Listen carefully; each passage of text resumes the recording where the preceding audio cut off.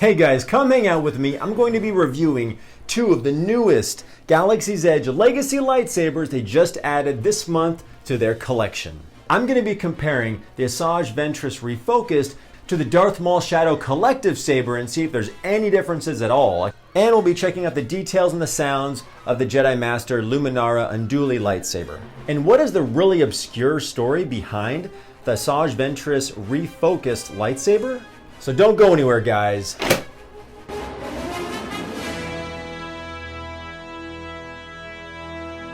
This is Finding the Force, where we cover anything Star Wars, including video games, collectibles, but mostly all of you guys out there love lightsabers, and that's what we're going to be reviewing today. These two lightsabers were dropped on May the 4th. When did Disney start doing this? Dropping one saber over at Disney World in Florida and the other saber in Anaheim, California. It makes it kind of hard to get two in one place, but we did it. And I have two guys that I need to give a very special thank you to for helping me obtain these lightsabers. Let me share with you guys a really funny story. So I was with my good buddy Disneyland Nurse on Instagram. Make sure to check out his page after the video. And we partied it up May 3rd for Star Wars night. Did a girl just stop and see Disneyland Nurse and drop her phone? She did. Scott, you heartbreaker. So we were super tired, like, could not get up, but Scott got up, went to the park, and went to come check out the newest lightsaber. So he purchased it, opened it up, and sent me a picture of this, and I like rubbed the sleep from my eyes, and I texted him back like, dude, that's the Darth Maul Shadow Collective. It's been out for like months. Sorry to tell you that, dude, but I was really confused why it was in a white case. I felt really bad that I told him that he totally like goofed up, but he brought it back, we put a blade in it, and it's yellow. Holy crap, you know? So Scott, thank you so much for picking one of these up for me. I really appreciate it, thank you. And the other person I have to thank for the Luminara Unduli saber is our official smuggler over from the East Coast, Kevin Batu Smugglers on Instagram. Check out his page after the video. He's our man. If he can't do it, no one can. He's come through so many times for us. Super easy to get a hold of. Let's first check out the Asajj Ventress Refocused. This totally blew my mind. Like, where is it? No one saw her use it in the Clone Wars, and I'll tell you why. So as the story goes, there was like an 8-episode story written with Asajj Ventress and Quinlan Vos. But after season 6, the Clone Wars actually got canceled. Since they thought up the story between Asajj Ventress and Quinlan Vos, they decided to make a novel out of it called The Dark Disciple. And here's some of the artwork where you can see the design of this lightsaber that they were going to use in the novel, even though you can't see pictures in the novel, but they're going to describe it or something. So this lightsaber was in the novel, The Dark Disciple. Everyone at Lucasfilm must have loved the look of it so much that they brought it back when Clone Wars was revived and made it Darth Maul's second half of his saber staff.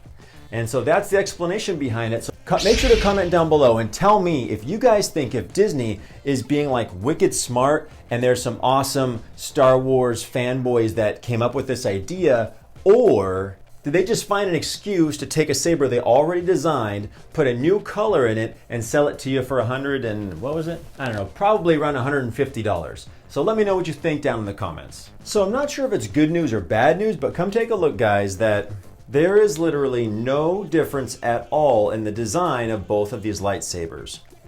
They are exactly the same, and I know what you're wondering. You're dying to find out if you can connect them together, and you can't, because they're designed the exact same way to connect only to another side that's threaded, just like the Darth Maul original saber. Every other detail on these things is identical. All right, so I put a blade in the Asajj Ventress Refocused, and we're going to get a yellow lightsaber. And if you couldn't tell, this is a very familiar sound. One of Lanikin and I's earliest videos, we reviewed the Temple Guard yellow lightsaber, and it has the same kind of a whip sound to it. And I think it's also the same sound as the yellow Kyber crystal in the Savi's Workshop lightsabers.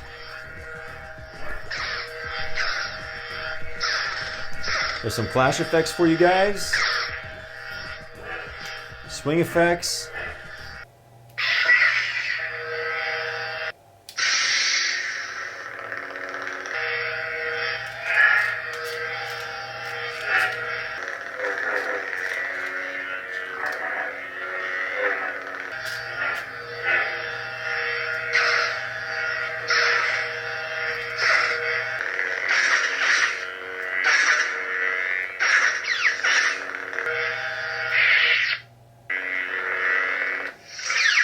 And a little bit of a strange detail is that this is the second Asajj Ventress Refocused lightsaber where this metal cuff is kind of jiggling around a little bit. Don't know why. It's really sturdy on the Maul, but kind of jiggling a little bit loose on this one. And I've held 2 out of the box. Leave a comment down below if you're having the same issue. If you want to be technical, this isn't really a kyber crystal reveal. It's really an exposed kyber crystal. You can see right in there. Has a neat crystal shape. I mean, you can see the light up, but if you hold it like this, I mean, it's a really awesome design. Cool, air-vented World War II kind of upper half of the saber, and it's a pretty long saber, so it's like for two-handed dueling. And I love how light this is. I forget the exact weight, but this is nice and light. Around 1.5 pounds is the most I'd ever recommend to put on your hip, especially to go enjoy the theme parks. But keep in mind that the metal on these parts here will scratch and ding up. If you have it on your hip and you decide to go on Millennium Falcon or something, you're gonna wanna take this off, put it in a soft backpack or something, and protect all these metal pieces unless it's all weathered up anyway, and you wanna give it some character. Just keep that in mind, okay guys?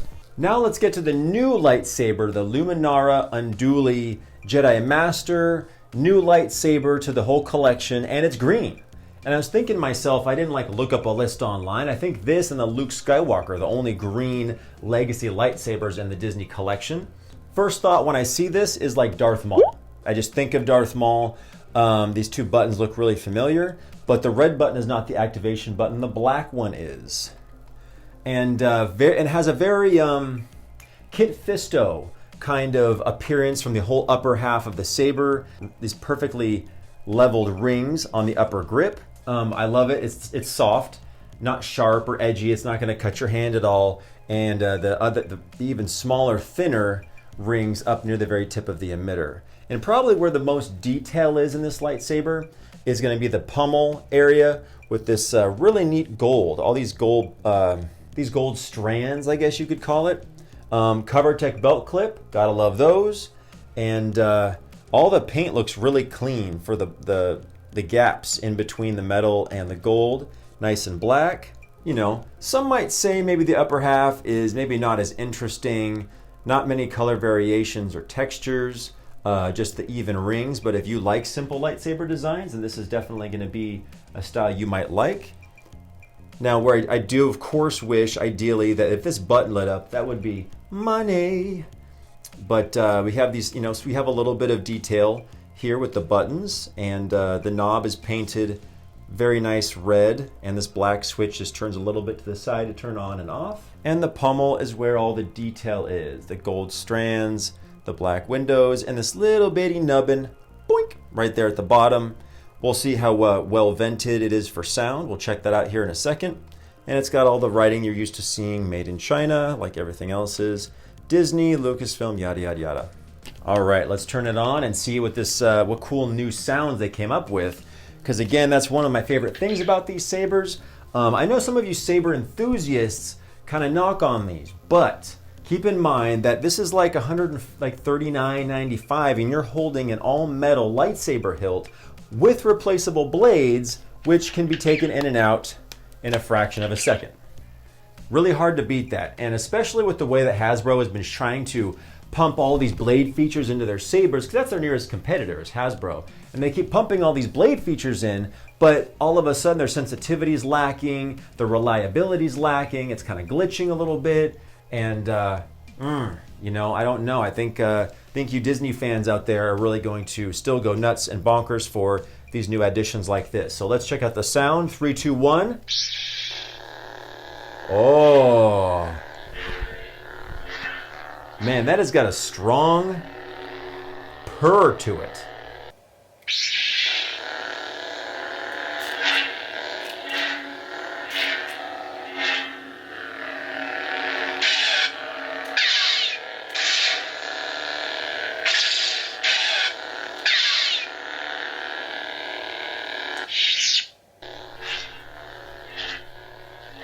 Cool, and it has a really metallic swing sound to it.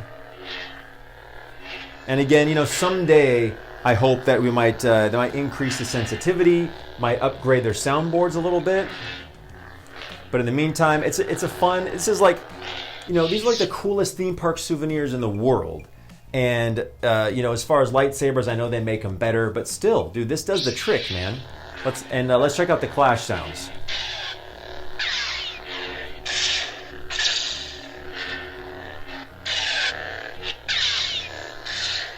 Dude, solid, man. Action-packed. You know, not going to be a great saber for tricking or, you know, doing spins. You know, all the Legacy sabers are so thick up near the emitter. They have to be. They all have the same chassis and the same blades and stuff. But very clean saber, you guys. Again, I wouldn't say this is heavy. It's not the lightest they make. But you're not going to mind this on your belt clip. And also, hey, consider checking out, if you guys have any Jedi belts you bought at Galaxy's Edge, make sure to check out this guy's Etsy. It's called Always Bigger Fish, and he makes these awesome adapters for the CoverTech belt clips they sell at Galaxy's Edge, and it makes like your Kylo Ren or your Graflex saber that weighs over 2 pounds feel like nothing. It's awesome. It takes all the weight and pressure off of the belt clip, but also it takes the pressure off of the leather belt itself, because you can't really clip it onto the thick part. You clip it onto that little strap, and then you don't want the strap to bend. So it makes these awesome inserts that I use for my cosplay on the Starcruiser and also on Star Wars Night. Catch those videos. But I'm going to do a cosplay video eventually. I'll get around to it, guys. So leave a comment down below what you guys think of the design and the sounds of the second green lightsaber in the Legacy Lightsaber collection, the Luminara Unduli. And another special thanks again to my friends, Kevin, Batu Smuggler, and Disneyland Nurse for helping me grab these sabers to show you guys the newest in the collection. And also, if you want to know what's coming up really soon in the parks when it comes to Sabis and Legacy Lightsabers, check out this. Scott, Disneyland Nurse, recorded this part of the D23 panel from Star Wars Celebration, and he got all the great footage about Star Tours merchandise, the action figures they're going to be releasing, and the new rechargeable Legacy Lightsabers coming to Galaxy's Edge. Check out that video. It'll be right here at the end of this video. Thanks so much for watching, guys, and make sure to have an awesome Star Wars day. See you next time.